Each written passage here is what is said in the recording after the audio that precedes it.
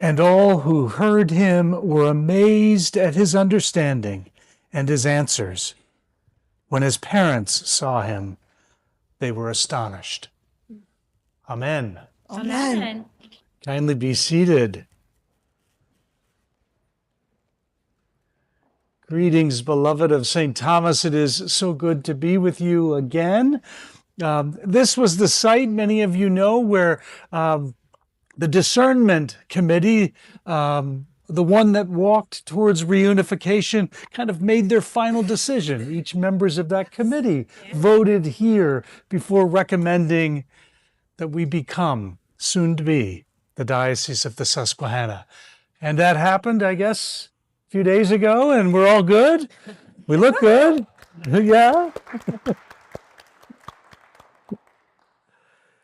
As I'm with you here, Bishop Scanlon is in Wilkes-Barre at St. Stephen's. We continue to travel across both dioceses, and what a joy it is for me to meet all of you, as it is for her this day. And today we have 2 confirmations, 4 receptions, and what a joy that is for this community. What a gift that is for all of us. I've been sharing a story, I'll share it with you, that for me speaks to this moment a bit. You may recall Rudyard Kipling's The Jungle Book. Remember The Jungle Book? Yeah. Yes. The 1967 movie version was the one that was loved or beloved by our youngest son. We thought that his favorite character was Mowgli the man cub, but it turned out to be Colonel Hathi. And the Colonel was kind of a fascinating character. He was kind of this comically pompous one who styled himself after being a British colonel. And he led the jungle patrol, you may recall. And it went something like this. He would have them all line up, and then he would say, "Forward, march." And all of the elephants would march. You could almost hear the music. They would march in line. And on this one particular scene that he loved, his wife yells out to him, "Did you forget someone?" And he kind of gives her this look like, "I would never forget someone." She said, "Your son. You forgot your son." And with that, he yells, "Halt." Well, the problem is that not all of the elephants hear him. Remember? So some of the elephants kind of stumble and tumble into the ones in front of them, and it's a mess. And oh, how our son loved it. He would actually cue up the VHS tape on the VCR, and if you know those lines, you're as old as I am, but he would cue it up so that if there was anybody around, he would make all of us get on the floor on our knees, and he would yell forward and march, and we would smash into one another. Yeah. And I've been thinking a lot about elephants lately. Christian elephants, of course, all of us. And how we are smashing into one another, it seems, in this moment. And it's not pretty. It's actually downright heartbreaking. And I've also thinking about what it takes for you and for me to get on our knees. What in this moment is bringing you or bringing me to our knees? Now, don't be offended. I know that there's an elephant enthusiast in the room. There always is.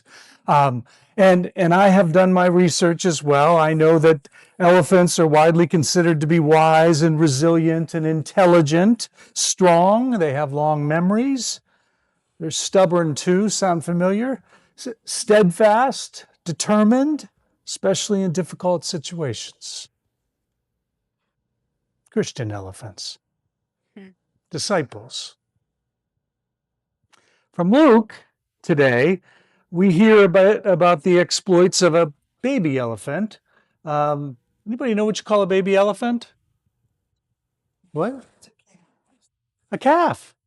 Yes, yes. It's just like a whale or a cow. In this scene, the baby elephant hears child, child. Now, you know, whenever a parent says child, you know what's coming is not good. And it's child, your father and I have been searching for you in great anxiety. Now, the response is, why? Now, this is a 12-year-old. You know, whenever 12-year-olds respond with why, especially when you're a little fired up, did you not know I would be in my father's house? Did you not know that that's where I'd be? Probably not the best response. We're told later that wisely he is obedient. But what is emerging here in young Jesus is an identity. An identity that is built over the next 2 decades as we follow the gospel readings, an identity that continues to be honed, an identity that is about the most vulnerable people around him. For Jesus is clear as time goes on who is important. Jesus' own emerging humanity is a reminder to us about being the best of who we are in our own living and our own loving. And we also know the rest of the story. We know that human betrayal and cruelty and persecution, ultimately death, leaves these 2 parents distraught. You wonder if the moment in the temple was a time for them to look back on easier times or times of moments of clarity that they could hold on to, especially when life was daunting. Moments of anguish and heartbreak. Almost how it brought them to their knees. One can only imagine. The great biblical scholar Walter Brueggemann, who we lost this past summer, stated that the earliest believers wrestled with a world of hurt. A world of hurt. They unflinchingly saw and affirmed that life as it comes, along with its joys, and there are joys, is beset by hurt, betrayal, loneliness, disease, threat, anxiety, lots of anxiety, bewilderment, anger, hatred, and anguish. One might call it just injustice or inhumanity. And there's outright cruelty as well. Oh, how they were longing. And oh, how we are longing. Beloved, there is still great suffering in the herd.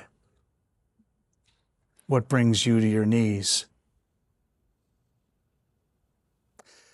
The Reverend Dr. Kelly Brown Douglas at our Gather 23, which is the formation event in the Legacy Diocese of Bethlehem, she was our speaker, has offered some words recently that, for me, speak to this moment, a calling out to who we are and who we are called to be.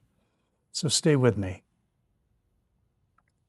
At its core, the essence of our humanity is reflected in our capacity to empathize with others, to see ourselves in the other and the other as we see ourselves. And our humanity is tested when we're faced with the choice to withhold from another that which we would never want withheld from ourselves. Respect, safety, livelihood, and care. The capacity for empathy and compassion is what binds us together. When we turn away from the suffering of others, when we tolerate indecency, we turn away from our own humanity. And that's what's truly at stake in this moment. The erosion of our collective humanity, whether we are the victims of a particular injustice or passive bystanders. Now, there's another word for a herd of elephants. You know what it is? Anyone? It's a parade. It's a parade of elephants. And oh, what a parade we have in the Episcopal Church. What a parade St. Thomas is to bring a place of respite, a place of care, a place of respect, a place of decency and humanity in the midst of all that's unfolding around us. 6 folk will be joining the parade today. And your witness and your commitment today reminds us also to look deep within ourselves and to ask, who are we called to be? Who are we called to love? Beloved, like the earliest disciples, we are called to spread the gospel to a hurting world, called to embody the values and imperatives of Jesus, even from the youngest of ages, who always stands with the poor, the vulnerable, the grieving, and the oppressed. Let us march together in love.